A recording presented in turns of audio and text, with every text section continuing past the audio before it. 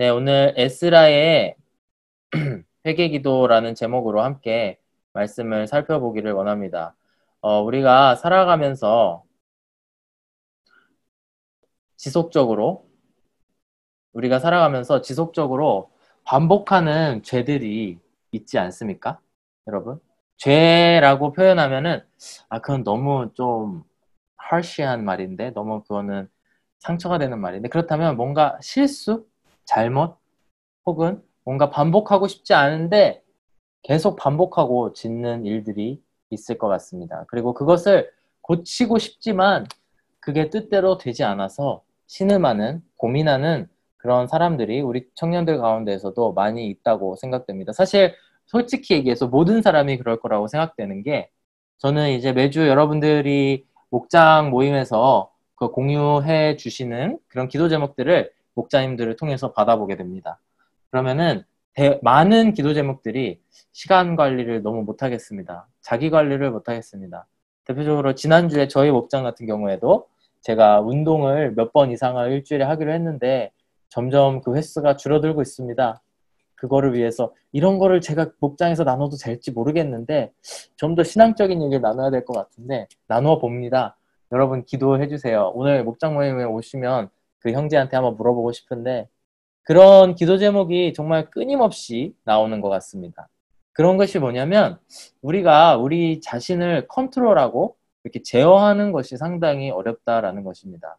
오늘 본문의 말씀에서도 이스라엘 백성들이 돌아와서 성전을 짓고 그곳에서 살았습니다. 이제 하나님 앞에 제사 드릴 수 있게 되었고 그것으로 말미암아 하나님과 더 가까워졌다고 생각했지만 그 가운데에 또 포로 전에 지었던 죄를 다시 짓게 된 것입니다. 이만큼 우리가 이것이 잘못인 줄 알면서 혹은 잘못까지는 아니더라도 이게 나에게 불이익이 되는 줄 알면서도 제어하는 일들, 나의 삶을 컨트롤하는 일들이 쉽지 않은 것이 바로 우리의 삶인 것 같습니다. 그래서 제가 몇 구절을 찾아봤는데 어제 우리가 금요예배 혹시 영상을 보신 분들, 예배 드리신 분들은 아시겠지만 잠언 10장, 잠언에는 지혜의 말들이 많이 있거든요. 잠언 말씀에서는 이렇게 얘기합니다. 어제 함께 나눴는데 말이 많으면 허물을 면하기 어려우나 그 입술을 제어하는 자는 지혜가 있느니라. 그리고 또 25장 잠언 말씀해 보시면 자기의 마음을 제어하지 아니하는 자는 성읍이 무너지고 성벽이 없는 것과 같으니라 라고 말씀을 합니다. 이만큼 우리의 입술, 몸, 마음을 제어한다는 게 상당히 어렵다라는 것입니다. 사실 신약 성경을 보시면 이 무언가를 제어하는 힘이라고 하는 것은 예수님께서 주시는 특별한 능력이지 않나 하는 생각이 들게 되었는데 마가복음이나 누가복음의 말씀을 보시면 12제자를 예수님께서 파송을 하십니다. 복음을 전해라. 능력을 보여라. 예수님께서 메시아가 오신 걸 전하라. 이러면서 보내시는데 두 구절에서 이렇게 말씀합니다. 12제자를 예수님께서 부르사 둘둘씩 보내어서 더러운 귀신을 제어하는 권능을 주셨다. 병을 고치는 능력과 권위를 주셔서 귀신을 제어하게 하셨다. 이런 말씀이 반복이 됩니다. 어떻게 보면은 더러운 귀신, 악한 영을 제어하는 능력도 하나님께서 주셔야 되겠지만 어찌 보면은 우리 안에 있는 그 영적 싸움에서 승리를 하기 위해서는 예수님께서 주시는 능력, 하나님께서 주시는 능력을 받아서 살아야 되지 않나. 결국에는 하나님께 그 능력을 구해야 되지 않나 라는 생각을 하게 됩니다. 오늘 본문의 말씀으로 들어가 보면은 지난주에 우리가 살펴보았지만 에스라는 상당히 존경받는 지도자였습니다. 지난주에 나눴지만 그는 말씀을 잘 연구하는 사람이었고요. 그 말씀을 또 잘 지키는 사람이었습니다. 여기까지만 잘해도 사실 엄청나게 존경을 받을 수 있는 크리스찬이 될 수 있을 것 같아요.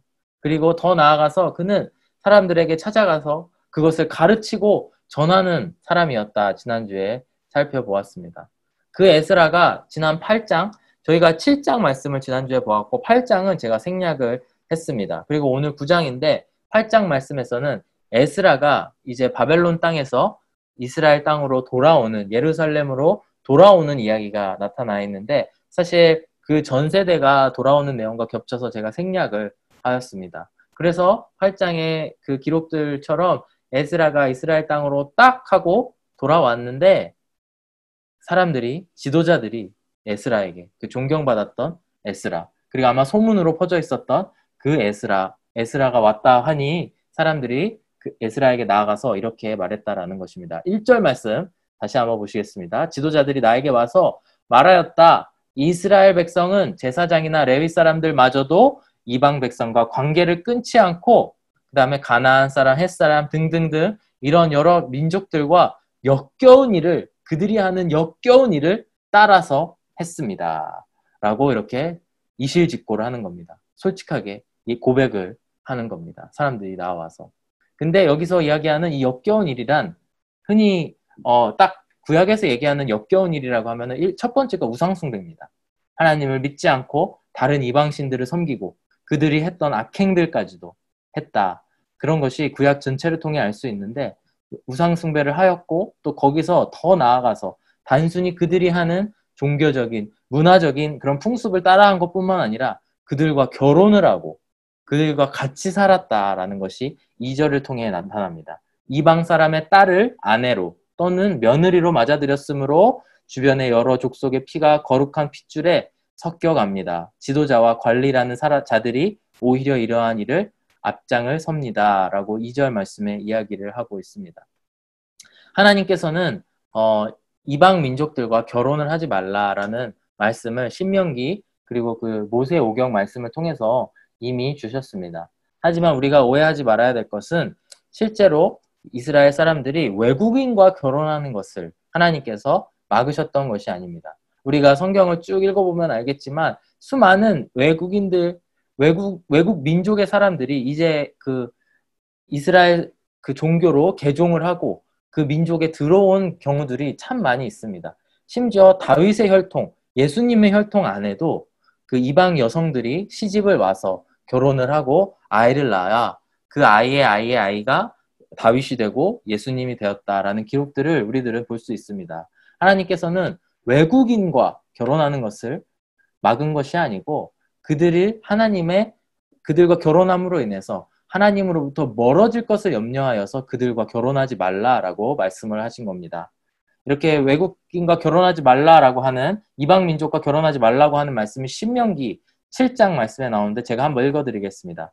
또 여러분은 그들과 결혼하지 말고 여러분의 자녀들도 그들과 결혼시키지 마십시오.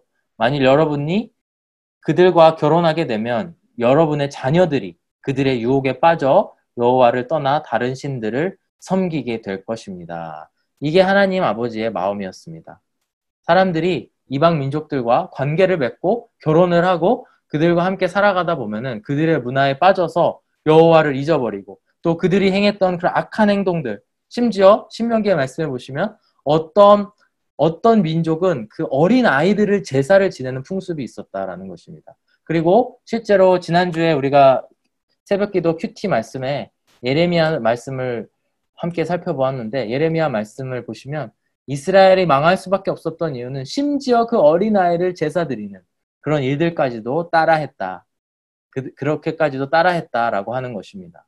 하나님께서는 이런 일들을 염려하시고 계셔서 그거를 결혼을 하지 못하게 하셨던 것인데 이제 에스라가 돌아오고 그 전 세대인 우리가 함께 살펴본 스룹바벨과 예수아 시대 그 사람들이 먼저 와서 살아가는 동안에 다시 한번 그 이방 민족들과 함께 섞여서 살아가게 되었다라는 것입니다.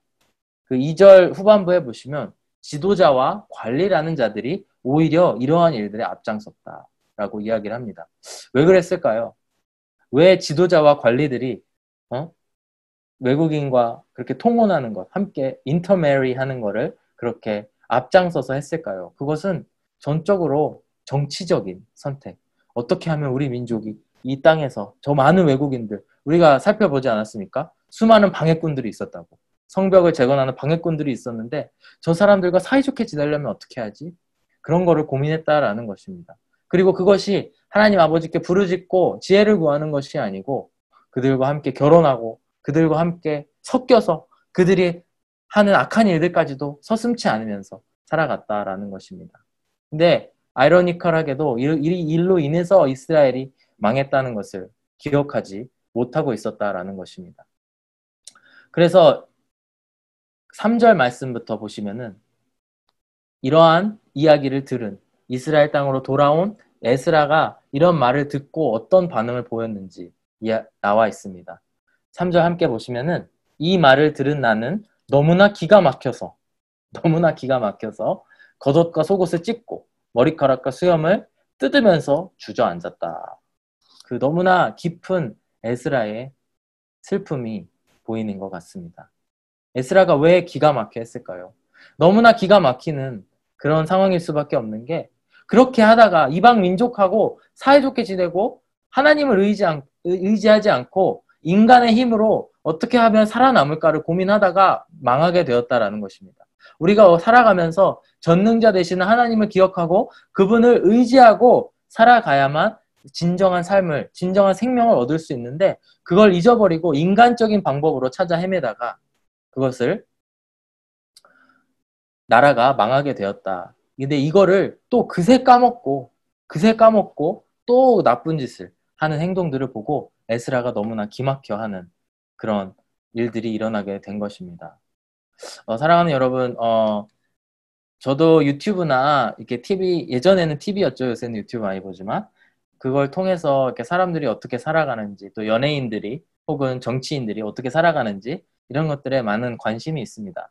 제가 한 10년 전에 제가 좋아했던 한 프로에 나오는 어떤 연예인이 자기가 주식을 하다가 완전히 폭삭 망했다라고 하는 이야기를 들었습니다. 근데 그 폭삭 망하게 된 게 옆에 있는 같은 프로그램을 하는 연예인 동료가 주식 같이 해보자. 그래서 주식을 했다가 그동안 10년 동안 모은 재산을 싸그리 날려버리고 다시 처음부터 돈을 벌기 시작했다. 이런 얘기를 들은 적이 있습니다. 근데 제가 되게 들으면서 놀랬던 게 그 주식으로 폭삭 망한 그 연예인은 어떤 집안의 내력이 있냐면 그의 아버지 또한 주식을 통해서 폭삭 망하게 되었다라는 것입니다.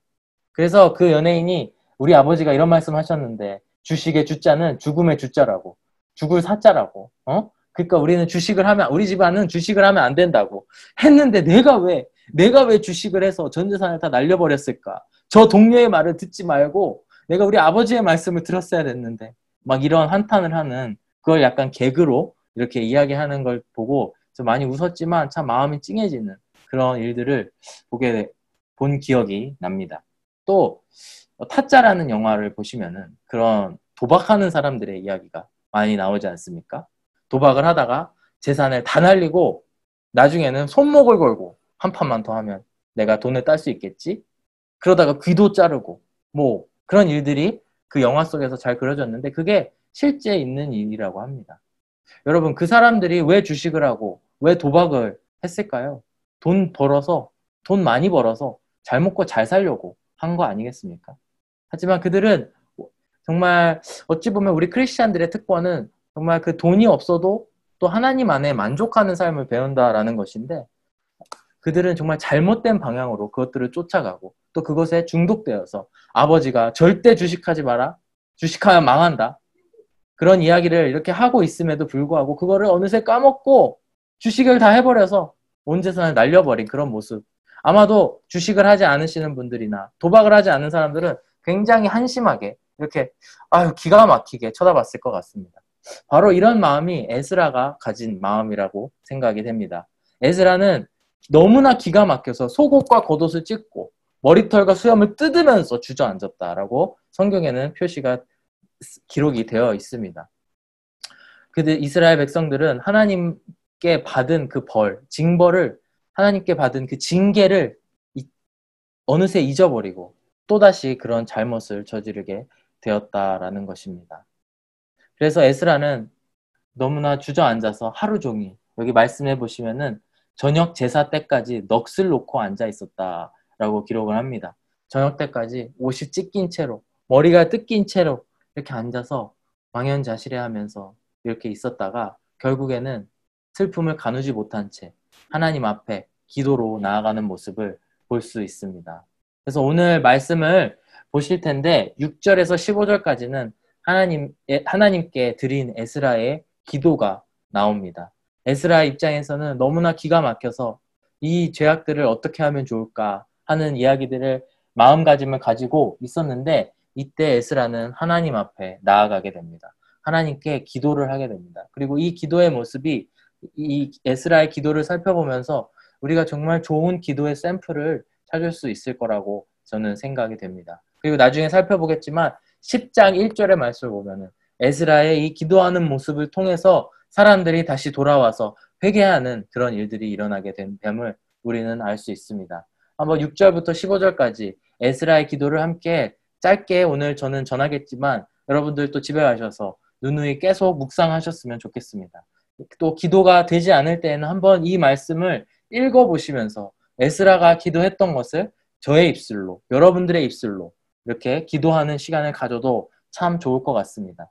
에스라는 이 기도문을 통해서 총 3가지의 기도를 합니다. 그거를 하나하나씩 살펴보기를 원하는데 우선 첫 번째는 6, 7절과 10절, 12절 두 번에 나눠서 이야기를 하는데 에스라는 먼저 자기의 죄를 그리고 민족의 죄를 고백하고 그 민족이 정말로 불순종했던 것을 인정을 하게 됩니다.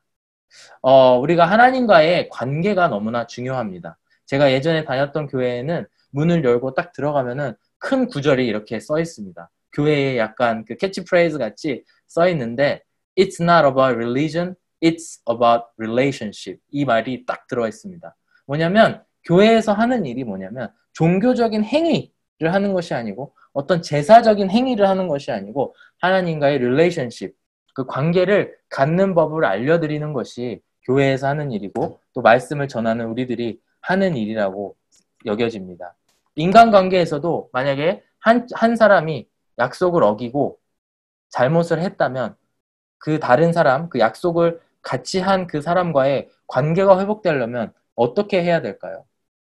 마치 아무 일 없었다는 듯이 한 사람이 약속을 어기고 시간 약속을 예를 들어 어겼다거나 아니면 돈을 갚지 않았다거나 그런 일들이 있었을 때에 아무 일도 마치 없었다는 듯이 우리는 약속을 한 적도 없어. 아무 일도 아니야. 이렇게 된다면 그 관계는 어떻게 될까요? 아마도 다시는 보지 않을 그럴 일들이 일어날 수도 있을 것 같습니다. 하나님과의 관계에서도 마찬가지입니다. 하나님과의 관계의 그림자가 우리 인간들의 관계인데 우리가 인간들의 관계를 통하여서 우리와 하나님과의 관계를 배울 수가 있는 것입니다. 하나님과의 관계에서도 우리가 하나님과의 약속을 어겼을 시 그리고 하나님이 원하지 않은 걸 했을 시에 우리의 죄를 먼저 고백하고 솔직하게 나아가야 된다라는 것입니다.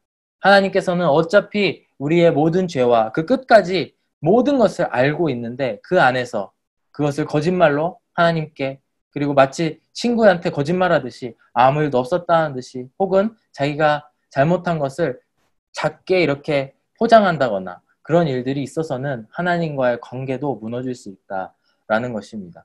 반대로 에스라는 너무나 솔직하게 자기의 잘못, 민족이 행한 잘못, 사실 자기가 잘못한 건 아니죠. 에스라는 그런 일을 하지 않았으니까요. 하지만 민족의 그런 잘못을 짊어지고 주님 앞에 나아가서 이렇게 6절 말씀에 기도를 합니다. 하나님, 너무나 부끄럽고 낯이 뜨거워서 하나님 앞에서 차마 얼굴을 들 수가 없습니다. 우리가 지은 죄는 우리 스스로가 감당할 수 없을 만큼 불어났고 우리가 저지른 잘못은 하늘에까지 닿았습니다. 진짜 에스라는 그 하나님과 정말 인격적인 관계를 유지했던 사람이었다는 것을 알 수 있습니다. 그렇기 때문에 마치 하나님이 보이지 않는 하나님이니까 나는 몰라요. 이런 사람이었으면 하나님 앞에 그것을 가지고 부끄럽게 여기지도 않았을 것이고 낯이 뜨거워서 하나님 앞에 얼굴을 들 수 없다라고 이야기할 정도로 그래서 막 얼굴을 뜯고 옷을 찢고 했던 것 같습니다. 그럼 하나님과의 그런 인격적인 관계를 가지고 이렇게 나아갑니다. 또 10장에서 12절까지의 말씀은 우리가 얼마나 이스라엘 백성들이 불순종하였는지에 대해서 이야기를 합니다. 그러면서 정말 낮아지면서 하나님께 회개의 기도를 하게 됩니다. 우리의 관계를 우리가 기도하면서 나아가실 때에 늘 생각해야 되는 게 하나님과 우리와의 관계가 어떤 것이냐라고 하는 것을 생각해야 됩니다. 기도가 흔히 하나님과 하는 대화라고, 하나님과 하는 전화라고 그렇게 비유를 하지 않습니까? 전화라는 것은, 통화라는 것은 관계가 있는 사람들끼리 하는 것입니다. 만약에 제가 누군가와 통화한다, 내가 벽과 통화한다 그러면서 벽을 보면서 계속 말을 한다면 미친 사람 취급을 당할 것입니다. 그거는 통화가 아니고 대화가 아니기 때문이죠. 또 하늘을 보면서 나는 저 새와 대화를 할 거야. 물론 그런 분들이 계시겠죠. 그렇지만 그걸 정말로 대화한다라고 관계 가운데 대화한다고 생각하지는 않을 것입니다. 이렇듯이 기도를 한다라는 것은 하나님과 이야기를 나누고 하나님과 소통하는 것이기 때문에 우리는 먼저 우리가 지은 죄가 있다면 하나님 앞에 솔직하게 나아가야 된다라는 것입니다. 그것이 하나님과 우리와의 관계를 다시 한번 회복시키는 첫걸음이라고 하는 것입니다. 그래서 에스라는 두 번에 나뉘어서 6절, 7절 말씀, 그 다음에 그 중간에 10절, 12절 말씀을 통해서 우리가 얼마나 하나님께 죄를 지었는지를 솔직하게 고백을 하게 됩니다. 그리고 8절과 9절로 넘어갈 텐데 8절과 9절에서는 하나님의 선하심을 고백합니다. 하나님의 선하심을 고백하면서 하나님께서 우리에게 선한 것을 주셨고 은혜를 주셨음에도 불구하고 우리가 잘못을 했던 것입니다. 라고 고백을 합니다. 8절 말씀을 보시면 그러나 주 우리 하나님께서는 비록 잠깐이긴 하지만 우리에게 자비를 베푸시어 우리 가운데서 얼마쯤을 살아남게 하셨습니다. 또한 주님께서 거룩하게 여기시는 곳에 우리가 살아갈 든든한 터전을 마련하여 주셨습니다. 하나님께서는 우리 눈에 생기가 돌게 하시고 잠시나마 종살이에서 벗어나게 하여 주셨습니다. 그러면서 나아가다가 하나님으로 말미암아 하나님의 성전을 우리가 다시 지을 수 있게 하셨고 또 무너진 그곳을 다시 쌓아 올리게 하셔서 지금과 같이 유다와 예루살렘이 하나님의 보호하심을 받으면서 살아갈 수 있습니다. 라고 고백을 하고 있는 것입니다. 하나님께서는 늘 우리를 보호해 주심을 우리는 기억을 해야 합니다. 우리가 항상 기도를 할 때에 하나님께서 우리한테 해주신 게 뭐지? 그 마음을 가지고 나아가야 되는 줄로 믿습니다.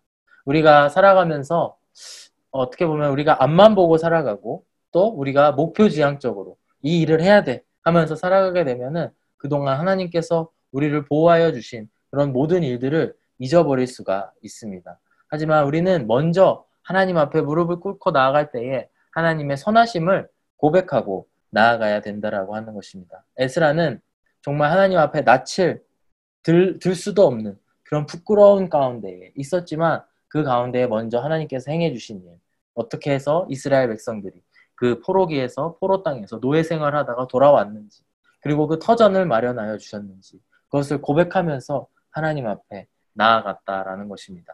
우리의 기도 가운데에서도 하나님 주세요, 주세요. 이것도 주시고 저것도 주세요. 그것을 하는 것은 어찌 보면 하나님과의 관계에서 우선순위에 맞지 않는 것이라고 생각됩니다. 먼저 하나님께서 주신 것들을 다시 기억하면서 하나님 아버지 그동안 이것도 주셨죠. 저것도 주셨죠. 지금 내가 살아가는 이 집도 주셨죠. 하나님 제가 몰고 다니는 이 자동차도 주셨죠. 그 다음에 이렇게 또 친구들과 시간을 보낼 수 있도록 하는 시간도 주시고 또 간식을 사 먹을 수 있는 돈도 주시고 주님 너무나 감사합니다 하면서 하나님의 선하심을 먼저 인정하고 고백하는 여러분들이 되었으면 좋겠습니다. 이것이 에스라가 정말 하나님과 인격적인 관계를 돈독하게 가진 에스라가 기도드릴 때에 드렸던 것입니다. 그러면서 마지막 세 번째 그 기도의 내용으로 가게 되는데 아까 함께 읽은 13절에서 15절까지의 말씀을 하고 에스라의 기도가 끝나게 됩니다. 에스라는 회개하기 위해서 잘못을 뉘우치기 위해서 왔던 그 배경을 아까 설명을 드렸죠. 그래서 13절과 15절 마지막 부분에 있어서 드디어 본인이 원하는 것을 하나님 앞에 구하게 되는데 그것은 은혜와 자비를 구하고 있습니다. 하나님 아버지 우리가 너무나 잘못을 하였지만 이번 한 번만 용서하여 주시고 제가 이런 것들을 받기를 원합니다. 라고 이야기를 하고 있는데 한번 13절부터 보시면은 우리가 당한 일은 모두 우리가 지은 죄와 우리가 저지른 크나큰 잘못 때문입니다. 그렇지만 주 우리의 하나님은 우리가 지은 죄에 대하여 가벼운 벌을 내리셔서 우리 백성을 이만큼이나마 살아남게 하셨습니다. 마지막 15절 보시면 그렇지만 주 이스라엘의 하나님 주님은 너그러우셔서 우리를 이렇게 살아남게 하셨습니다. 진정 우리는 우리의 허물을 주님께 자백합니다. 우리 가운데서 어느 누구도 주님 앞에 나설 수가 없습니다. 정말 잘못을 마지막까지 뉘우치면서 하나님께 올려드리고 있는 것입니다. 하나님께 은혜와 자비를 구하면서 다시 한번 이런 역겨운 일을 우리가 하나님께서 보시기에 역겨운 일을 했지만 정말 우리 안에 하나님께서 자비를 베풀어 주셔서 우리를 용서하여 주시옵소서 하고 본인이 원하는 그런 이야기들을 정말 구하고 싶은 것들을 구하면서 나아간다라는 것입니다. 사랑하는 여러분, 우리가 한번 이런 모든 상황들 가운데에서 기억했으면 좋겠습니다. 지난 8주 동안의 말씀을 통해서 하나님께서 어떻게 이스라엘 사람들을, 유다 사람들을 이스라엘 땅으로 돌아오게 하셨고 그 땅에 성전을 짓게 하셨고 대적들을 물리치게 하셨고 하는 과정들을 우리는 살펴보았습니다. 어떻게 보면 우리가 보기에는 정말 어떻게 저렇게 하나님께서 인도를 하셨는데, 놀라운 방식으로 인도를 하셨는데 저렇게 또 하나님을 홀랑 배신을 하고 돌아설 수가 있을까라는 생각을 할 수도 있지만, 사실 어떻게 보면은 그것이 우리가 살아가는 우리 인간의 약함이고 인간의 부족함이라고 생각이 되어집니다. 우리가 한때는 하나님께서 나의 생명도 구하셨고 하나님께서 나를 구원하셨고 하나님께서 나한테 이것도 주셨고 저것도 주셨고 감사합니다 하다가도 내일 우리들의 감정 때문에 혹은 우리들의 모든 어떤 작은 일이 꼬임으로 말미암아 하나님 왜 그러세요? 라고 배신할 수 있는, 하나님이 원하지 않는 그런 행위들을 할 수 있는 것들이 저희들의 그런 모습이라고 하는 것입니다. 학사 에스라가 이렇게 하나님 앞에 무릎 꿇고 나아가면서 또 하나님께 그런 인격적인 관계로 나아갔던 것처럼 우리의 기도 생활이 회복되기를 원합니다. 그리고 그걸 통해서 우리의 공동체가 다시 한번 회복되기를 원합니다. 여러분들이 하는 작은 기도가 어찌 보면 별거 아닐 수도 있겠죠. 아침에 일어나서 5분을 기도한다거나 아침에 일어나서 새벽 예배를 드리면서 기도를 한다거나 밤에 자기 전에 하는 짧게 드려지는 기도가 의미 없는 것이 아니고 그 기도를 통하여서 여러분들과 하나님과의 관계가 더욱더 인격적으로 깊어지는 그런 관계가 될 수 있다는 것이고, 그걸 통해서 우리 공동체가 또 우리 교회가 변화되는 부흥하는 그런 일들로 발전할 수 있다라고 하는 것을 오늘 에스라 9장 말씀 그리고 지금 읽겠지만 10장 1절 말씀은 이야기하고 있습니다. 혹시 성경을 펴놓고 계시다면 에스라서 10장 1절 한번 펴보셨으면 좋겠는데, 이제 마지막 다음 주에 10장 1절 그 다음 10장 전체를 다룸으로써 우리의 에스라서 말씀 나눔도 끝나게 되고 에스라서도 끝나게 됩니다. 근데 10장 1절에 보면 이렇게 말씀합니다. 에스라가 하나님의 성전 앞에 엎드려 울면서 기도하며 죄를 자백하자. 우리가 오늘 읽은 말씀들이죠. 그러자 이스라엘 사람도 남자, 여자, 어린아이 할 것 없이 많은 무리가 에스라 주변에 모여서 큰 소리로 슬피 울었더라. 저는 이 말씀을 보는데 너무 눈물이 막 나는 거예요. 9장을 시작할 때만 해도 정말 슬픔에 빠져서 옷을 찢고 머리를 뜯을 수밖에 없는 슬픔에 빠진 에스라였지만, 에스라가 그렇게 울부짖자 그것을 본 이스라엘 백성들이 모여서 남녀노소 할 것 없이 모여서 함께 큰 소리로 슬피 울었다라고 하는 것입니다. 사랑하는 여러분, 우리의 기도로 우리의 공동체가 회복됩니다. 여러분들의 작은 기도가 언제 어디서 하는지 우리는 모릅니다. 하지만 하나님께서는 아십니다. 사람은 그거를 헤아리지 못하지만 여러분들이 하는 작은 기도로 인해 우리 공동체가 변화될 것이고, 또한 우리 가운데에 하나님을 멀리 떠난 사람들, 그리고 하나님을 알기 위해 모여드는 사람들이 더욱더 하나님 앞에 나아갈 수 있는 그런 일들이 우리 안에 일어난다는 것입니다. 또한 우리 안에 회개 기도가 회복될 때에 우리 공동체가 살아난다라고 하는 것입니다. 사랑하는 여러분, 한번 목장 모임이나 혹은 교제를 하실 때에 이런 질문들을 서로 해보셨으면 좋겠습니다. 내가 하나님 앞에서 울부짖어야 될 나의 죄, 내가 제어하지 못하는 그런 죄는 뭐가 있는지 함께 나누는 시간들이 되었으면 좋겠습니다. 만약에 여러분들이 교회를 함께 오래 다니면서도 이런 주제로 나의 죄가 무엇인지 나누지 못하는 관계에 머물러 있다면 사실 여러분들이 신앙적인 관계가 깊지 못하다라는 것입니다.